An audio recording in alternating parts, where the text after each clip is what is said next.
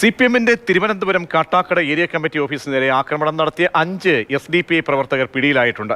SDPI പ്രവർത്തകരെ ആക്രമിച്ച 2 DYFI പ്രവർത്തകരും ഇപ്പോൾ അറസ്റ്റിലായി. പ്രാദേശിക തർക്കമാണ് സംഘർഷത്തിൽ കലാശിച്ചത്. പൂവച്ചൽ സ്വദേശി അല്ലമീൻ, മുനീർ, നിഷാദ്, തൂങ്ങാമ്പാറ സ്വദേശി അല്ലമീൻ, ഹാജ എന്നിവരെയാണ് അറസ്റ്റ് ചെയ്തത്. തിങ്കളാഴ്ച രാത്രി 9:30-ക്കായിരുന്നു ആക്രമണം. സംഘമായെത്തിയ SDPI പ്രവർത്തകർ ഓഫീസിൽ കയറി പ്രവർത്തകരെ മർദ്ദിച്ചു. ആക്രമണത്തിൽ 2 DYFI പ്രവർത്തകർക്ക് വെട്ടേറ്റു. ഇവർ നെയ്യാറ്റിൻകര ജനറൽ ആശുപത്രിയിൽ ചികിത്സയിലാണ്. ആസൂത്രിതമായ ആക്രമണമായിരുന്നു. മുൻപുണ്ടായിരുന്ന ചില സംഘർഷങ്ങളെയൊക്കെ അവർ മനസ്സിൽ കണ്ടുകൊണ്ട് ഇവിടെ വന്ന് ഒരു ചാക്ക് കല്ലുമായിട്ടാണ് വന്നത്. അതുപോലെ തന്നെ വടിവാള് ഇതെല്ലാം ഉപയോഗിച്ച് ഇവിടെ ഒരു ഭീകരാന്തരീക്ഷം സൃഷ്ടിച്ചിട്ടാണ് അവർ ഇവിടെ നിന്ന് പോയത്. കഴിഞ്ഞ ദിവസം SDPI പ്രവർത്തകനെ ആക്രമിച്ച 2 DYFI പ്രവർത്തകരും അറസ്റ്റിലായി. ജനുവരിയിൽ കിള്ളിയിൽ DYFI പ്രവർത്തകന്റെ വീട് ആക്രമിച്ച കേസിലെ പ്രതിയെ കിള്ളിയിലെ ടർഫിൽ വെച്ച് ആക്രമിക്കാൻ ശ്രമിച്ചതാണ് പ്രശ്നങ്ങൾക്ക് തുടക്കമെന്ന് പോലീസ് പറഞ്ഞു. ഇതിനു പിന്നാലെയാണ് CPM ഏരിയ കമ്മിറ്റി ഓഫീസിന് നേരെ ആക്രമണം നടന്നത്.